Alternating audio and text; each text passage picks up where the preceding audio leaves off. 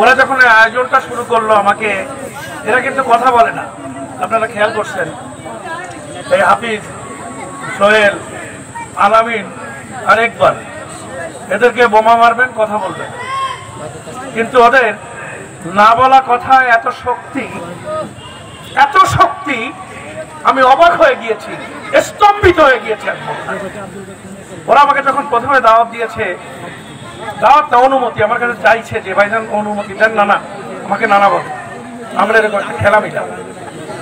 আমি একটু বিব্রত বোধ করেছি, বলে ওরা যে জগতের সম্পর্কে আমি জানি, কাজ কাম নিয়ে থাকে, ছেলেদের সাথে থাকে, কিন্তু ওদের মাথার মধ্যে এত বড় সৃজনশীল চিন্তা ঢুকেছে, এটা আমি উপলব্ধি করতে পারি না করে শুধু সকলকে বলতে চাই, আজকে মিলু মিয়ার পরিবারের সন্তানেরা যা দেখালো, মোল্লাহাটবাসী দয়া করে এটা সকলে একটু হৃদয়ে এঁকে নেবেন এবং সবাই যাতে এরকম অংশগ্রহণ করতে পারেন, নিজেদেরকে প্রকাশ করতে পারেন, সেই দিকে এগোলে আপনারাও ভালো হতে পারবেন, আমাদেরকেও ভালো রাখতে পারবেন, আর মোল্লাহাটকেও একটা উঁচু জায়গায় বসাতে পারবেন, এটা আমি বিশ্বাস করি।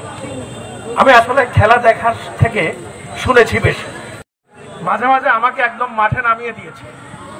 তাদের বক্তব্যের মধ্যে, তাদের ধারাভাষ্যের মধ্যে বঙ্গোপসাগরের উত্থাল ঢেউ যেমন ওঠে, আবার নামে, আবার ওঠে। আমি বলছিলাম আমার ওসি সাহেব এবং জিয়ানো সাহেবকে যে ভাই ওরা এত চমৎকার করে বলে কি করে। আমি নিজেও এক সময় ভালো কথক ছিলাম, বক্তৃতাও করি, ভালো মানুষ বলে, কিন্তু এত ভালো আমি বলতে পারি না। ওরা দুজন আজকে আমাদেরকে অভিভূত করেছেন। খেলার পক্ষ থেকে তাদেরকে আমি আন্তরিক কৃতজ্ঞতা এবং ধন্যবাদ জানাচ্ছি। ভলেন্টিয়ার্স যারা মোল্লাহাটের গৌরব অর্জন করেছেন, আজ এত শান্তিপূর্ণ এত বড় গ্যাদারিংকে যারা শেষ করতে পেরেছেন, এটি একটি রেকর্ড। আর সর্বশেষ যেটা বলতে চাই, এখানে একটা স্লোগান উঠেছে, মাদক ছাড়ো, চলো চলো মাঠে চলো। অন্তত আজকে সকাল থেকে সন্ধ্যা পর্যন্ত এই কয়েক হাজার মানুষের মধ্যে মাদক সেবী যদি কেউ থেকেই থাকে, তারা অন্তত নিবৃত ছিল। এই কাজটি আজকে এই পরিবার নীরবে করে দিয়েছে মোল্লাহাট। এই স্লোগানটিকে আমরা সবাই যাতে ধরতে পারি, মোল্লাহাটকে যাতে আরো সামনে নিয়ে যেতে পারি, সেজন্য আপনারা সবাই চেষ্টা করবেন। আমি মাননীয় উপজেলা নির্বাহী অফিসার সাহেবকে একটু অনুরোধ জানাতে চাই, আসলে সবকিছুর পিছনে তো পয়সা না হলে হয় না।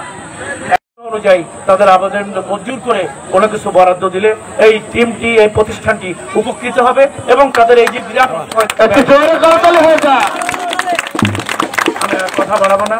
আজকের এই খেলায় যারা অংশগ্রহণ করেছেন, যারা ভাষ্যকার ছিলেন, যারা ভলেন্টিয়ার ছিলেন, যারা রেফারি ছিলেন এবং 4টি টিম যারা খেলা করেছেন, এবং সর্বশেষ 2টি টিমের খেলোয়াড়রা যে অনবদ্য চমৎকার ক্রীড়া নৈপুণ্য আমাদেরকে প্রদর্শন করেছেন, হারা জেতা অপেক্ষা খেলাটি আমাদের সকলের কাছে অত্যন্ত উপভোগ্য হয়েছে।